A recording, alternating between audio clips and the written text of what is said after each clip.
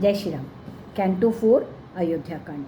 Apprehending obstruction of Sri Ram's installation from an ominous dream, Dashrath summons Sri Ram immediately and asks him to observe certain sacred vows preliminary to installation along with Sita. Bidding him go by his father, Sri Ram enters his mother's gynaeceum and after receiving her blessings, retires along with Sita, already present there, to his own palace. Conferring with his counselors once more, the citizens having dispersed, the celebrated and powerful monarch Dashrath, who knew the rules regarding the time and place of a ceremony, thereupon at once arrived at the decision that since the constellation Pushya was going to be in the ascendant the day immediately following, his eldest son Sri Ram, whose eyes resemble the petals of a lotus, needs must be installed as Prince Regent the very next day. Entering the inner apartments immediately afterwards, King Dashrath then said to Sumantra, "Get Ram here once more." Bowing to his command, Sumantra, the charioteer minister, for his part, hastened to Sri Ram's palace once more in order to bring him again to the emperor's presence. His renewed call was reported to Sri Ram by the porters of Sri Ram, and Sri Ram too was filled with apprehension the moment he heard that Sumantra had arrived for the second time. Hastily calling him in, Sri Ram spoke to him as follows: "Please state unreservedly that which is sought to be achieved through your second visit." Sumantra, the charioteer minister, then submitted to him, "The empire desires to see you. Hearing my submission, it is for you to decide whether you should proceed to your father or do otherwise." Hearing the aforesaid message delivered by Sumantra, the charioteer minister, Sri Ram for his part hastily called at the royal palace in order to see the emperor once more. Hearing that Sri Ram had duly arrived, Emperor Dashrath bade him enter his chamber, keen as he was to announce something most valuable and agreeable. Falling prostrate with his palms joined together as a token of submission, the moment he entered his father's chamber, the glorious Sri Ram, a scion of Raghu, saw his father from a distance. Lifting him up even while he was lying prostrate, nay, pressing him closely to his bosom and offering him a seat, the emperor spoke to Sir Sri Ram again as follows: "Having lived a long life, I have now grown old. Nay, luxuries have been enjoyed by me as desired, and God has been propitiated by me with due ceremony through hundreds of sacrificial performances ranging from Jyotistoma to Ashwamedha, accompanied by large gifts of food grains and liberal fees paid to officiating priests. A scion of the type desired by me, and having no compeer on earth today, has been born to me in your person. Gifts of the desired type have been given, and the Vedas, etc., studied by me, O jewel among men. Sense delights sought by me have also been enjoyed by me, O gallant one. In this way I have repaid my debt to gods through sacrificial performances, to rishis through a study of the Vedas, to manes through procreation, and to the Brahmans by bestowing gifts on them, as well as to myself through enjoyment of sense delights. Nothing else than installing you as Prince Regent remains to be accomplished by me. Hence you ought to do for my sake what I ask you to do. All the people would have you as their sovereign now. Hence I shall install you as Prince Regent, my dear son. Further, I see these days ominous dreams, O Ram. Nay, meteors accompanied by thunderbolts, bereft of clouds, and attended with great noise fall by day, O scion of Raghu. Astrologers declare that the asterism under which I was born is under the influence of unpropitious planets, viz. The Sun, Mars, and Rahu. On the appearance of such evil portents, a monarch surely suffers a terrible calamity and ultimately meets his end. Therefore, so long as my mind does not get perverted as a result of pleading to the contrary from any other quarter, be installed, for fickle is the judgment of human beings.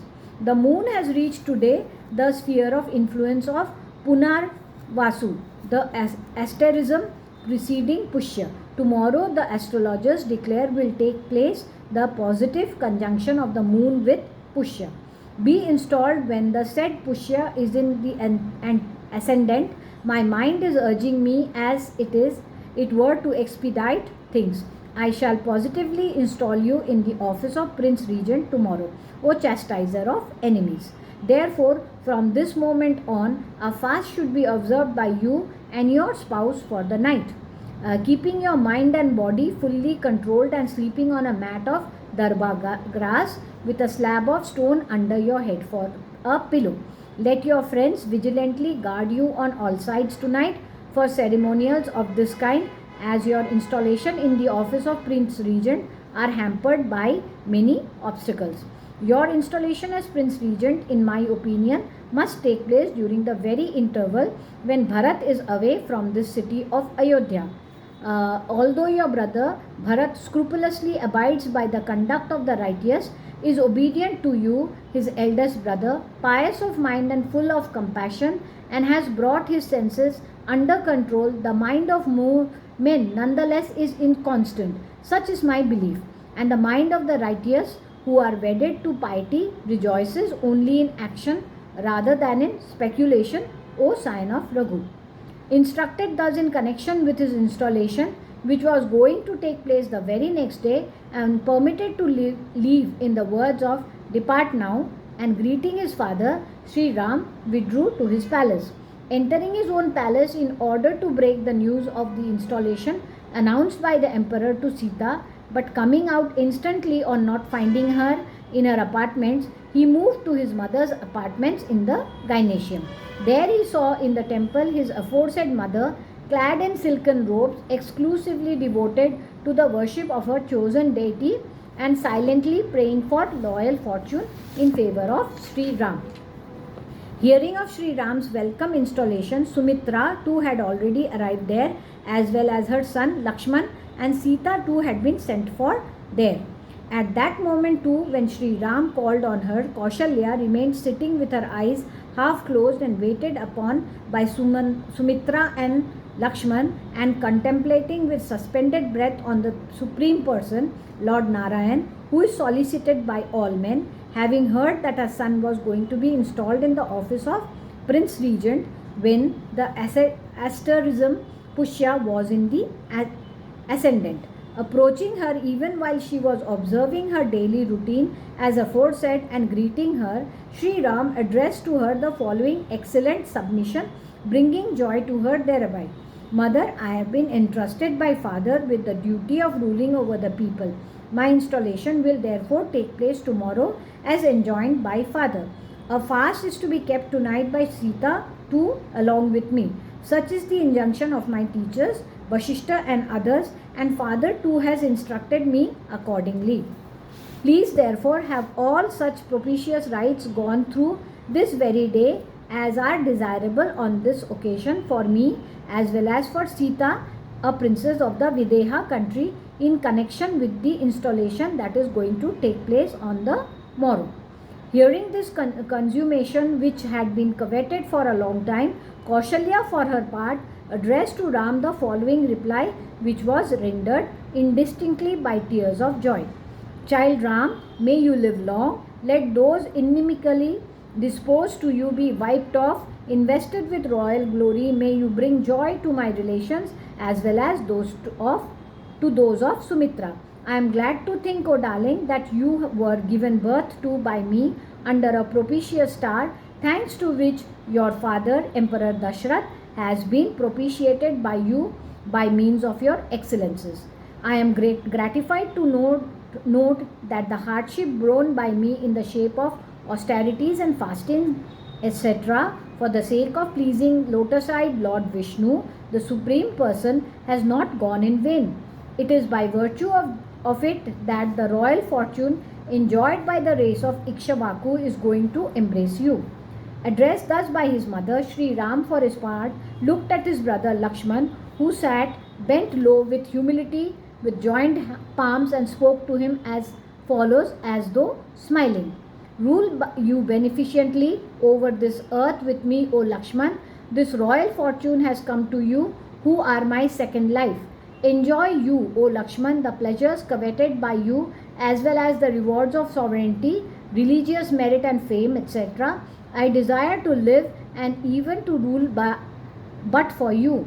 Having spoken to Lakshman as aforesaid and greeting both his mother and mothers, Kaushalya and Sumitra, and having secured leave to depart on behalf of Sita too, Sri Ram retired to his own palace. Thus ends Canto 4 in the AYODHYAKAND of the glorious Ramayan of Valmiki, the work of a rishi and the oldest epic. Now we come to Canto 5 of AYODHYAKAND. At the instance of the emperor, Vashishta calls at Sri Ram's palace and instructing him along with Sita to fast for the night, returns to Dashrath permitted by the sage. The emperor adjourns the assembly and retires to the gynecium. Having instructed Sri Ram in connection with his installation fixed for the morrow, and summoning the sage Vashishta, his family priest, Dashrath, a ruler of men, spoke to him as follows: Kindly go and get Sri Ram, a scion of Kakushta, to observe a fast along with his wife Sita tonight for his welfare in the shape of removal of obstacles and for his acquiring sovereignty. O Vashishta, rich in asceticism, firm of resolve as you yourself are. Saying Amen to the emperor and mounting on an excellent chariot fit for Brahmanas and ready with horses yoked to it, the celebrated powerful sage Vashishta, the foremost of those well versed in Vedas and a knower of mantras, sacred spells, who had firmly kept his vows, personally proceeded to Sri Ram's palace in order to ask the hero, a knower of mantras, himself to undertake a fast. Reaching Sri Ram's palace, resplendent like a compact mass of white clouds, Vashishta, the foremost of ascetics, drove through its 3 enclosures in the chariot itself. In order to honor the sage arrived at his door, who deserved great respect, Sri Ram reverently issued out of his palace in great hurry. Hastily drawing near the sage's chariot, he forthwith helped him alight from that chariot, personally taking him by the hand.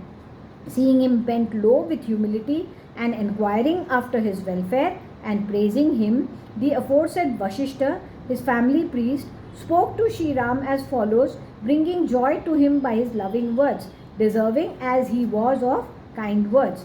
Propitious is your father to you, O Ram, is as much as you are going to attain sovereignty tomorrow. Therefore, keep you fast for the night with Sita. Out of love for your father, Emperor Dashrath is positively going to install you in the office of Prince Regent next morning, even as Nahusha installed his son Yayati. Saying so, the holy sage Vashishta of the firm resolve enjoined Sri Ram along with Sita, a princess of Videha territory, to undertake a vow of fasting for the night in accordance with the sacred text prescribing such fasting. Duly worshipped by Sri Ram and taking leave of that scion of Kakushta, Vashishta, the king's preceptor, then withdrew from Sri Ram's palace. Sitting there with his childhood friends who spoke kindly to him, Sri Ram presently took leave of them all and, greeted by them, retired to his inner apartments. Crowded with joyful men and women, Sri Ram's palace at that time looked like a lake swarming with flocks of joyous birds and adorned with full-blown lotuses. Coming out of the aforesaid palace of Sri Ram, which vied with the royal palace, Vashishta found the road thronged with men. Crowded with men full of curiosity to witness the festivities connected with Sri Ram's installation, moving in multitudinous batches, the main roads in all quarters of Ayodhya became impassable. The noise of the main roads, filled with the hilarious sound produced by the striking of waves in the shape of crowds of men, resembled the roaring of a sea. On that day, Ayodhya had all its streets thoroughly swept and sprinkled with scented water, overhung with garlands of silver flowers, and had tall flags hoisted on its housetop. Full of flurry, the people living in Ayodhya, including women and children, longed for sunrise, eagerly looking forward as they did to the installation of Sri Ram as Prince Regent. Men were eager to witness that grand festival in Ayodhya, which served as an adornment for the people and enhanced their joy. In this way, Vashishta, the family priest of Dashrath, drove slowly to the royal palace, parting asunder, as it were, the crowd of men that stood blocking the main road, already crammed with people. Nay, ascending the palace, which resembled the Himalayan range with its peaks looking like white clouds, he met Dashrath, a ruler of men, as the sage Brihaspati would meet Indra, the ruler of gods.